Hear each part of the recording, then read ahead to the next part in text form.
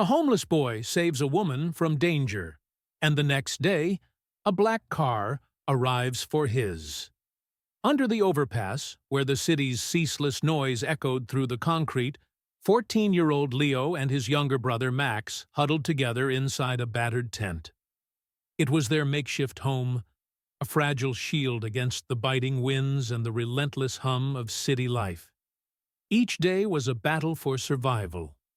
But Leo had learned to keep moving, to scrape by on sheer determination and a fierce love for Max. Max, just 10 years old, had a smile that could light up even the darkest corners of their world. Despite their hardships, he clung to a sliver of childhood innocence, often drawing pictures in the dirt with a broken stick, or dreaming aloud about the kind of house they'd live in one day. Leo, on the other hand, was all practicality. His days were spent searching for odd jobs, scouring dumpsters for anything salvageable, or keeping Max safe from the harsh realities of their world. But despite his efforts, they always went to bed hungry, their stomachs growling like the stray dogs that wandered the streets. One cold evening, as twilight bled into darkness, Leo ventured out into the city in search of scraps or spare change. Max stayed behind, tucked safely inside the tent. The streets were quieter than usual, the usual buzz of pedestrians replaced by a heavy silence. As Leo turned into a narrow alley, his sharp ears picked up muffled voices, angry, harsh, and full of menace. He stepped closer, his heart pounding, and saw 3 men surrounding an elderly woman. She was well-dressed, her pearl necklace catching the dim light, but her fear was palpable. "Hand over the bag, lady," one of the men snarled, his knife glinting as he gestured toward her purse. "Please," the woman stammered, clutching her purse tightly. "Just take whatever you want, but don't hurt me." Leo's fists clenched. He knew better than to get involved. Survival in the streets often meant looking the other way. But something about the scene tugged at him. Maybe it was the woman's trembling hands or the way her eyes darted around, desperate for help. Maybe it was Max's voice in his head, reminding him of the hero he'd always wanted to be. Before he could talk himself out of it, Leo grabbed a broken pipe lying nearby and charged into the alley. "Hey, leave her alone!" he shouted, his voice trembling but firm. The men turned toward him, momentarily startled. One of them sneered, "Get lost, kid, before you get hurt." But Leo didn't back down. He swung the pipe wildly, catching one of the men in the arm. The others hesitated for a moment, giving the woman a chance to stumble back toward the alley's entrance. "Run!" Leo yelled at her. "Go get help!" She didn't need to be told twice.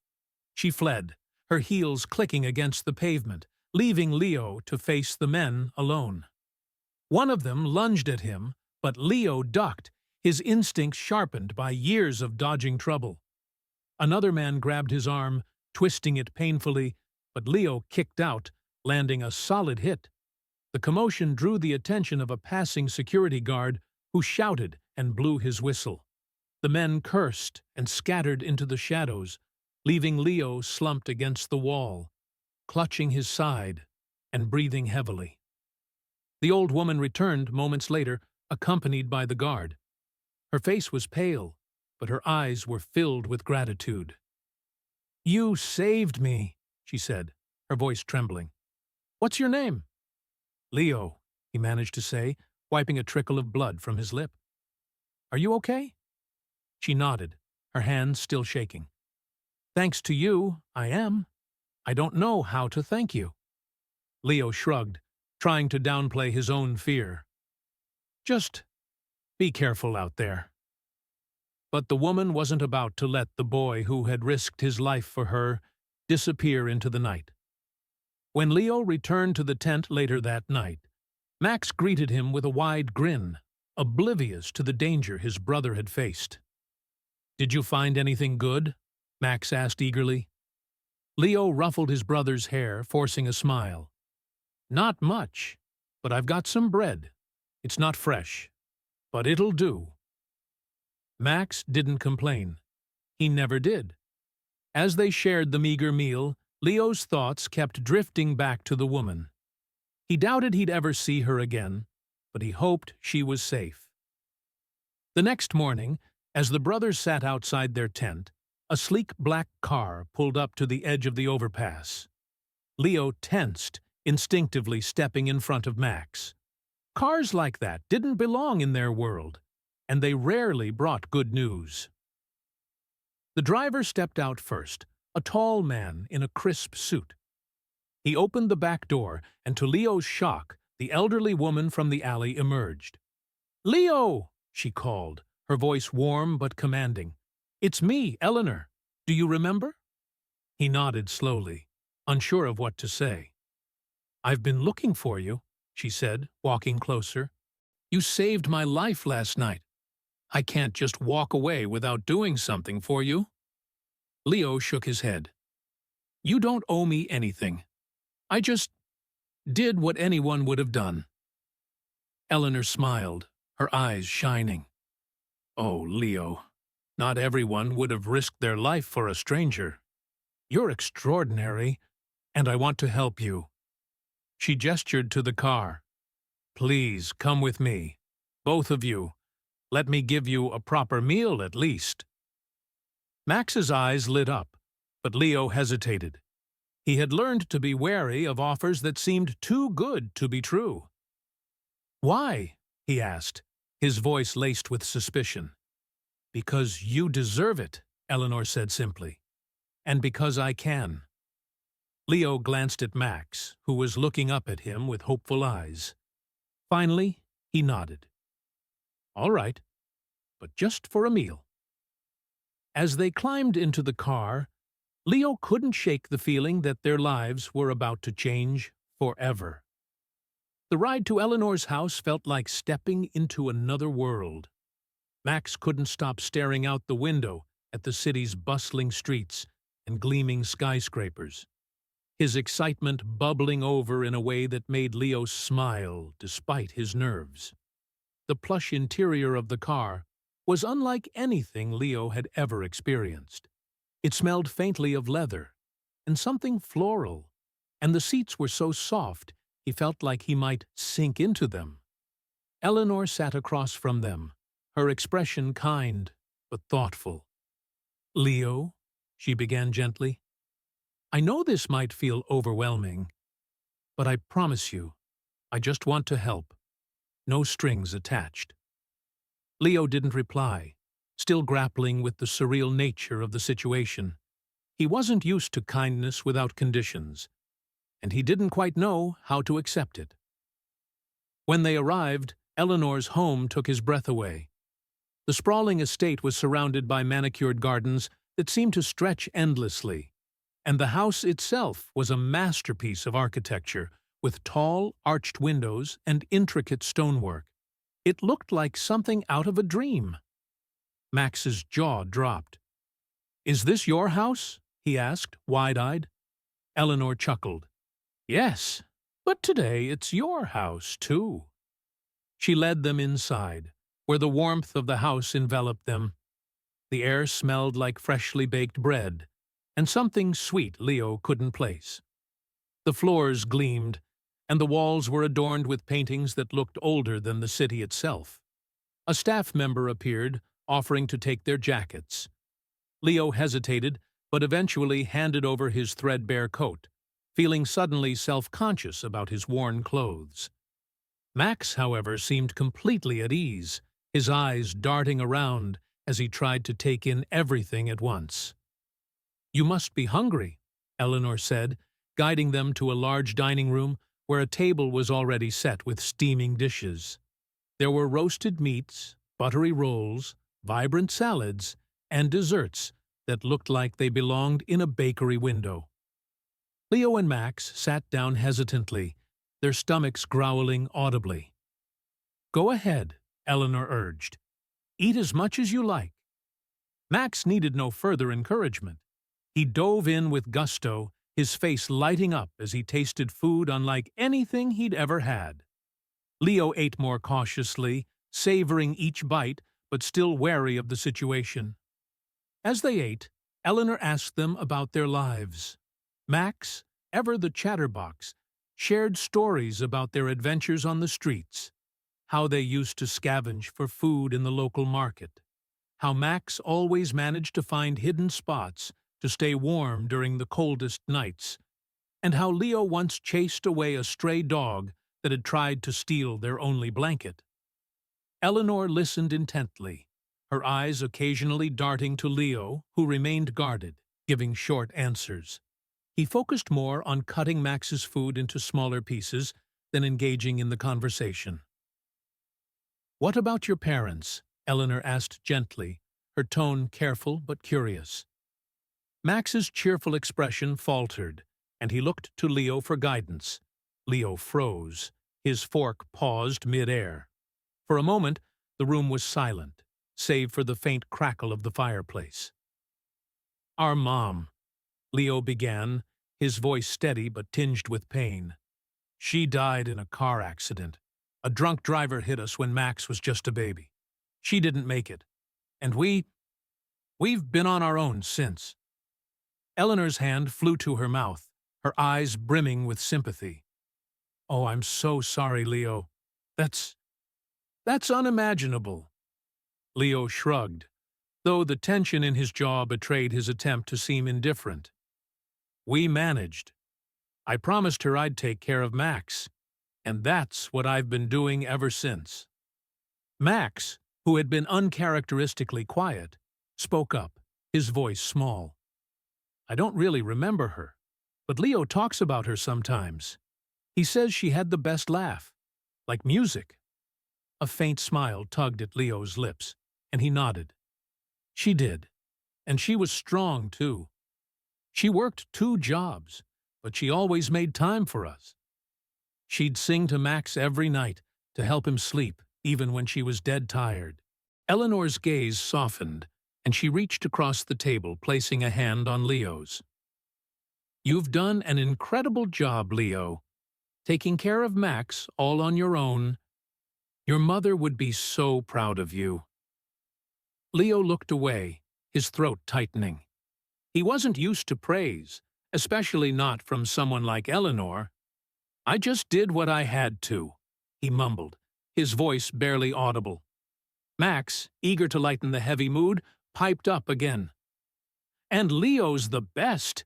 He always shares his food with me, even when he's hungry, and he tells me stories before bed. He's like a superhero." Leo chuckled softly, ruffling Max's hair. "More like a very tired babysitter." Eleanor smiled warmly, her heart aching for the 2 boys who had been through so much, but still clung to each other. "You're both remarkable," she said, "and you don't have to do it alone anymore. You're safe here, and I'll do everything I can to help you." For the first time, Leo allowed himself to believe her. As he glanced at Max, who was already diving back into his food with gusto, he felt a flicker of hope, a rare and precious thing in their lives. Maybe, just maybe, things could finally get better. "You've been through so much," Eleanor said softly, her gaze fixed on Leo. "But you're stronger than you realize." After the meal, Eleanor took them to a cozy sitting room with a roaring fireplace. She handed Leo a steaming mug of cocoa and sat down across from him. "Leo," she said, her tone serious but kind, "what do you want for your future?" Leo blinked, caught off guard by the question. No one had ever asked him that before. He glanced at Max, who was curled up on the sofa with a cookie in hand, completely content. "I just want to keep Max safe," Leo admitted. "And maybe, I don't know. I've always liked boxing. I used to watch matches on TV when I was little. But that's just a dream." Eleanor's eyes sparkled with interest. "Boxing, you say? I know someone who runs a gym downtown. Would you like me to introduce you?" Leo's heart skipped a beat. "You'd do that?" "Of course. Eleanor said with a smile. You deserve the chance to chase your dreams. The next morning, Eleanor kept her promise. She drove Leo and Max to a boxing gym on the edge of the city. It wasn't fancy, but it was alive with energy. The sounds of gloves hitting bags and trainers shouting encouragement filled the air. The gym's owner, a grizzled man named Tony, greeted them at the door. He was built like a tank, with a kind smile that softened his otherwise intimidating appearance. So, you're the kid who saved Eleanor, huh?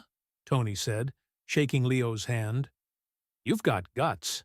I like that. Leo glanced nervously at the other fighters, who were already sizing him up.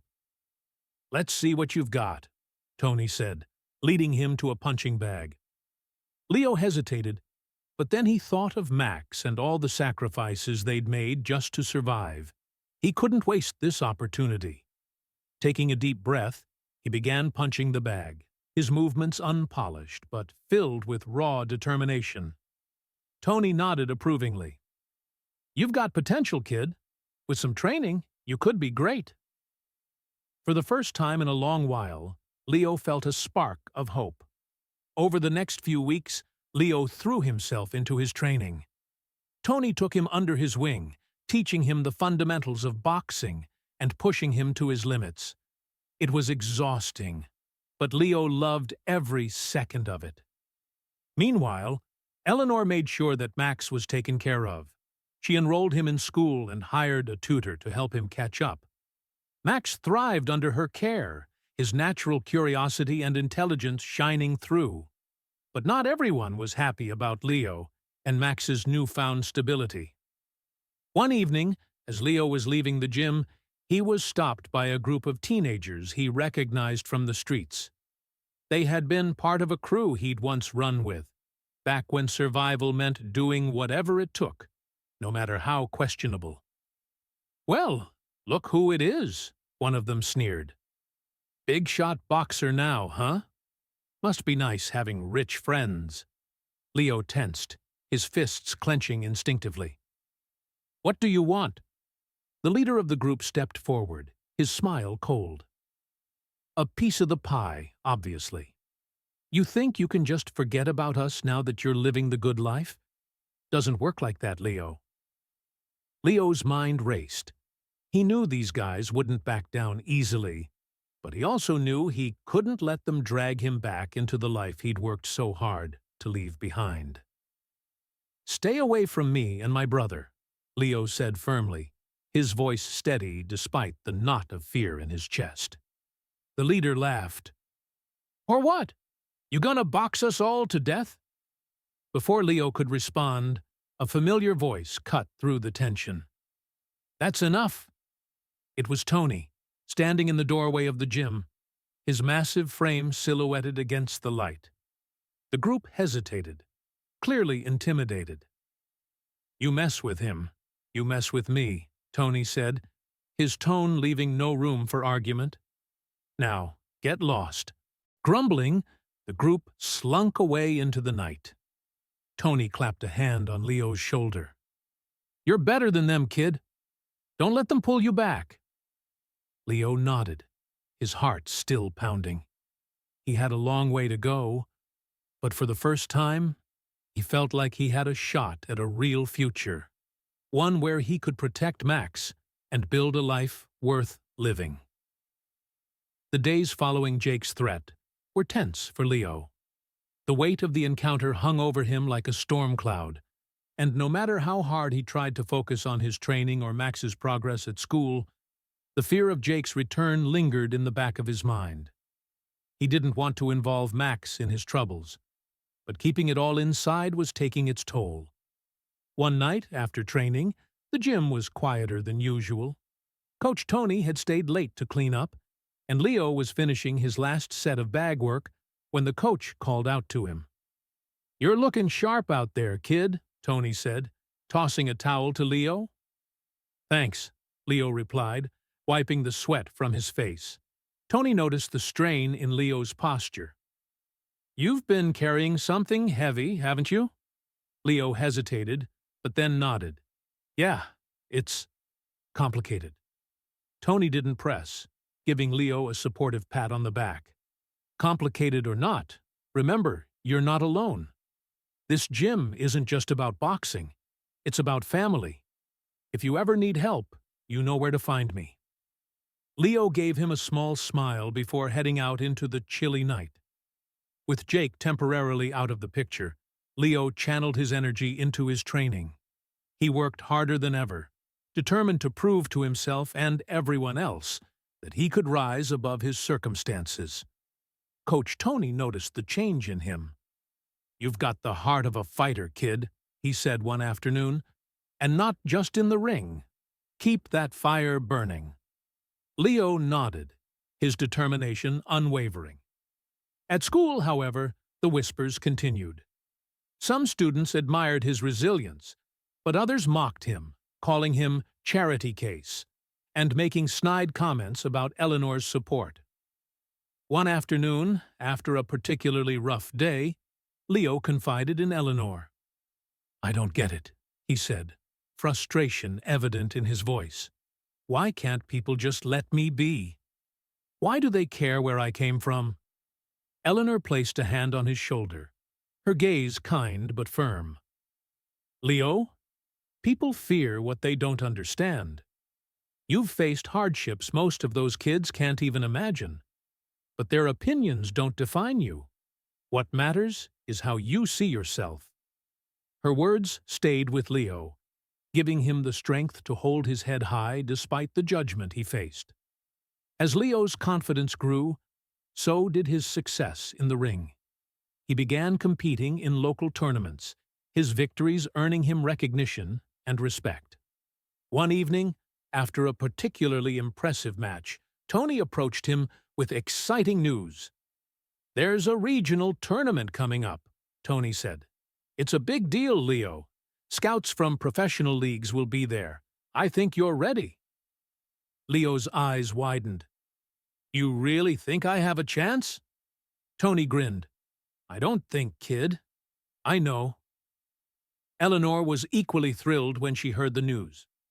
"This could be the start of something incredible for you," she said, her eyes shining with pride. Leo felt a surge of hope.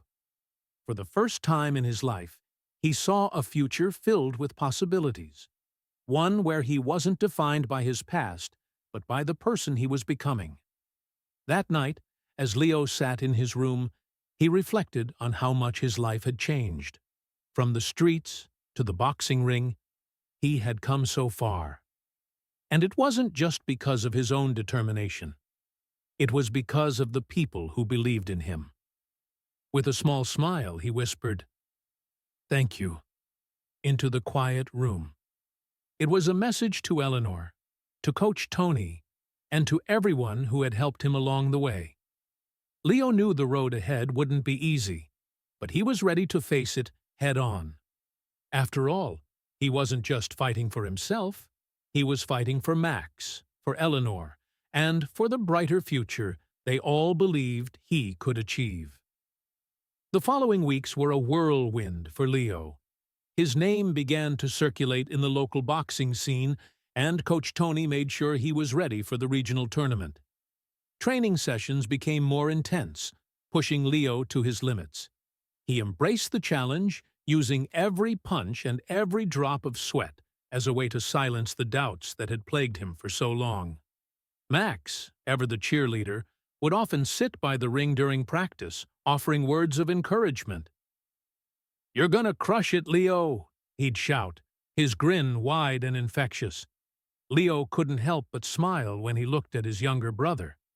Max's happiness was his driving force.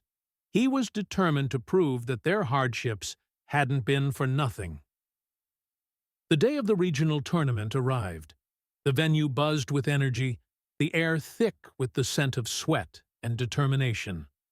Fighters from across the state were there, their sharp focus mirroring Leo's own. Eleanor, dressed in her usual elegance, sat in the front row beside Max. She'd never missed one of Leo's matches, and her unwavering support gave him an extra boost of confidence. As Leo stepped into the ring for his first match, the cheers of the crowd filled his ears. But he tuned it all out, focusing only on his opponent. The bell rang, and the fight began. The punches came fast and hard, but Leo had spent weeks preparing for this. His movements were precise, his footwork impeccable. By the end of the second round, it was clear who the victor would be. With a powerful uppercut, Leo sent his opponent to the mat. The referee raised Leo's hand, declaring him the winner. The crowd erupted into cheers, but for Leo, the real victory was the pride he saw in Eleanor and Max's faces. After the tournament, a man approached Leo in the locker room. He was tall, with a sharp suit and an air of authority.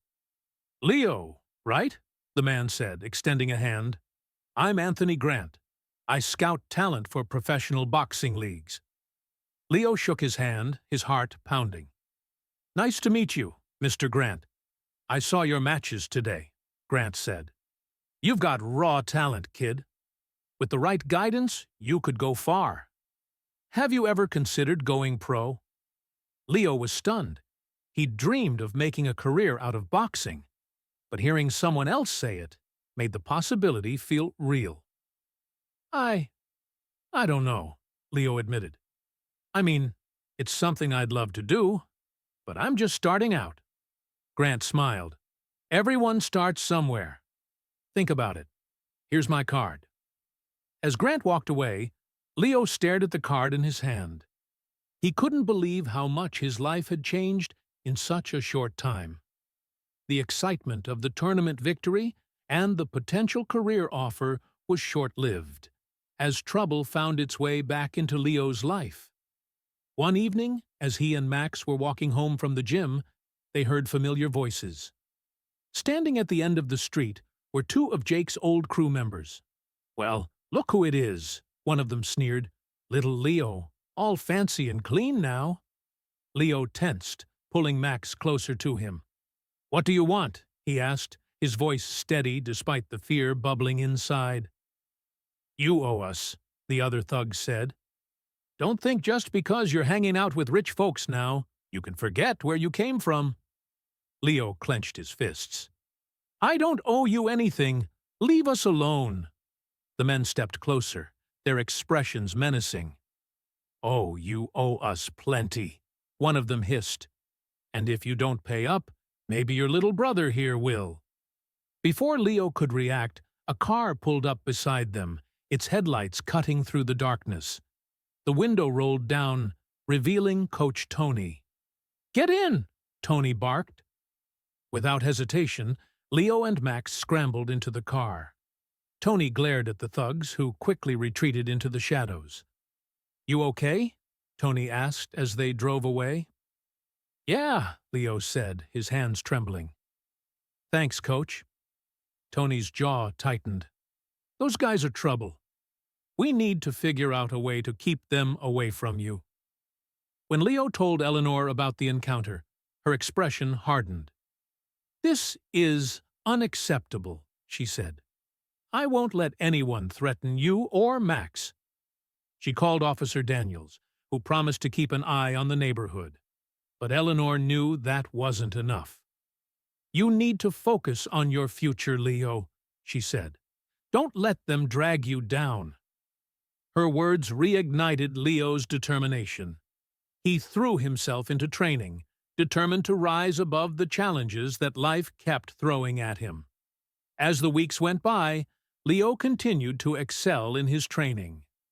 Anthony Grant checked in periodically, offering advice and encouragement. But the decision to go pro wasn't an easy one. One evening, Leo sat with Eleanor and Max at the dinner table. "I've been thinking about the offer," Leo said. "Going pro would be a dream come true, but I'm not sure if I'm ready." Eleanor smiled warmly. "Leo, no one is ever completely ready for big opportunities. What matters is whether you're willing to take the leap." Max chimed in, his eyes shining with excitement. "You've got to do it, Leo. You're the best boxer I've ever seen." Leo laughed, ruffling Max's hair. All right. I'll give it a shot." The next morning, Leo called Anthony Grant and accepted the offer. As he hung up the phone, a wave of excitement and nervousness washed over him. "I'm doing this," he said to himself, a small smile spreading across his face. Eleanor walked into the room, her expression proud. "I knew you would," she said. "You're going to do amazing things, Leo." For the first time in his life, Leo felt like the world was full of possibilities. And with Eleanor, Max, and Tony by his side, he knew he could face whatever challenges came next. Months passed, and life continued to shift in unimaginable ways for Leo and Max. Eleanor's influence and care had opened doors they never thought possible, but it wasn't just about Leo's rising boxing career anymore. The biggest transformation was happening in Max's life, a change neither of the brothers had anticipated. While Leo trained tirelessly in the gym, Max found himself exploring new interests. Eleanor had noticed how bright and curious Max was, despite the hardships he had endured. She enrolled him in a nearby school, making sure he had everything he needed: books, supplies, and even a private tutor to help him catch up on the years he'd missed. At first, Max was hesitant. The thought of stepping into a classroom filled him with anxiety. "What if they don't like me?" he had asked one evening, his voice trembling. Eleanor knelt beside him, her gentle hands resting on his small shoulders. "You've faced more in your few years than most people face in a lifetime, Max. You're brave, smart, and kind. Trust me, they'll love you." And Eleanor was right. Despite the initial awkwardness, Max thrived in his new environment. His natural curiosity quickly turned into a love for science and reading. His teachers were amazed by his quick wit and hunger for knowledge, and he soon became a favorite among his peers. For the first time, Max had friends. He came home from school each day with a smile on his face, excited to share stories about the experiments they had done in science class, or the books he was reading. One day, Max brought home a certificate he had earned for his performance in a science fair. "Look, Leo," he said, his grin stretching from ear to ear. "I won first place."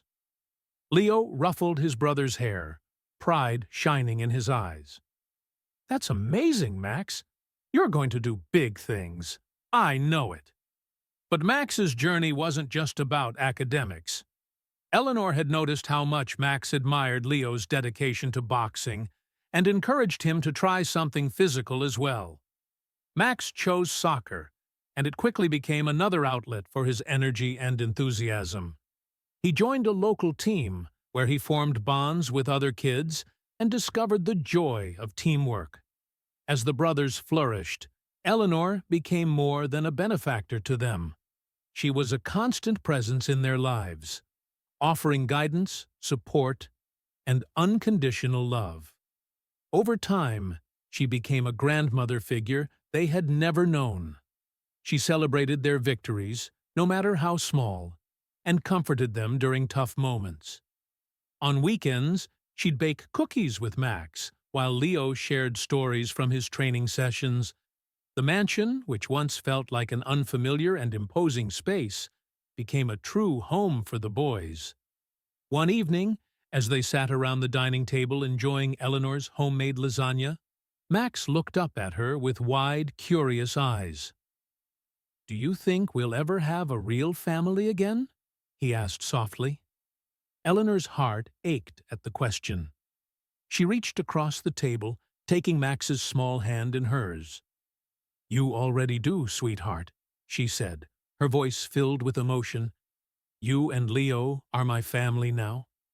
Max's face lit up, and Leo, sitting beside him, gave Eleanor a grateful smile.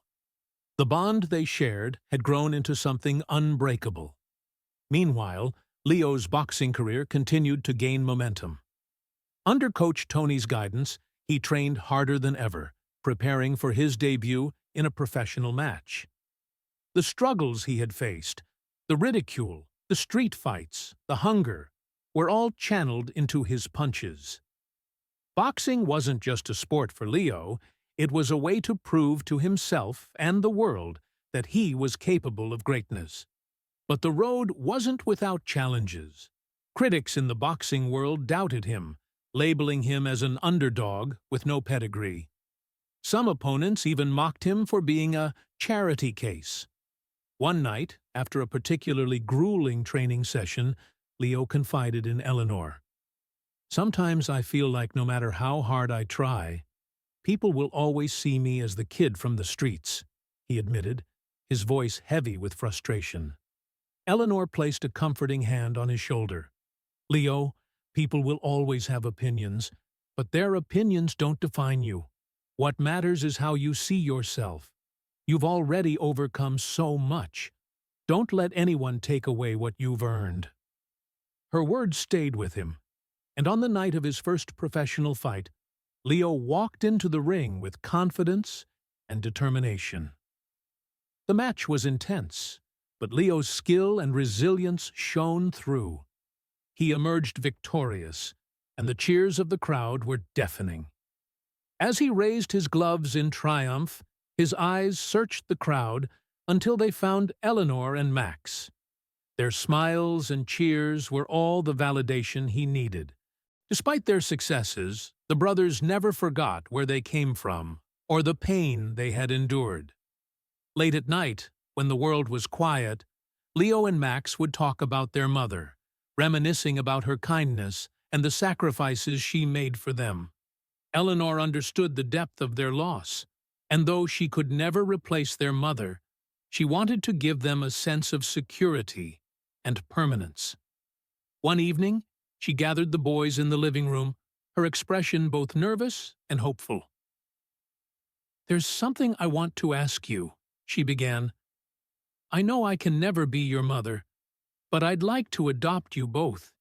You mean the world to me, and I want you to know that this is your home. Forever." Max's eyes filled with tears, and he threw his arms around Eleanor. "I'd love that," he whispered. Leo, though more reserved, nodded, his voice steady. "We'd be honored." The adoption process took months, but when it was finalized, it felt like the closing of one chapter and the beginning of another. For the first time, Leo and Max had a last name that symbolized not just where they came from, but where they were going. With Eleanor as their legal guardian, the brothers' lives continued to flourish. Leo became a rising star in the boxing world, earning respect and admiration for his perseverance and skill.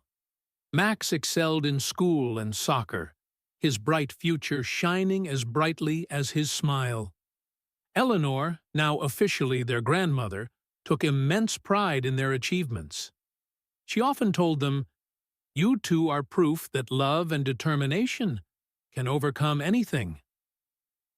Years later, as Leo stood in the ring after another victorious match, and Max received an award for academic excellence, they looked out into the audience where Eleanor sat, her face beaming with pride. The three of them had become a family forged not by blood, but by love, resilience, and a shared belief in the power of second chances. Thank you for listening to this story. If you enjoyed it, don't forget to like this video and subscribe to the channel for more inspiring tales like this one. What do you think about this journey of resilience, love, and second chances? Share your thoughts in the comments below. We'd love to hear from you.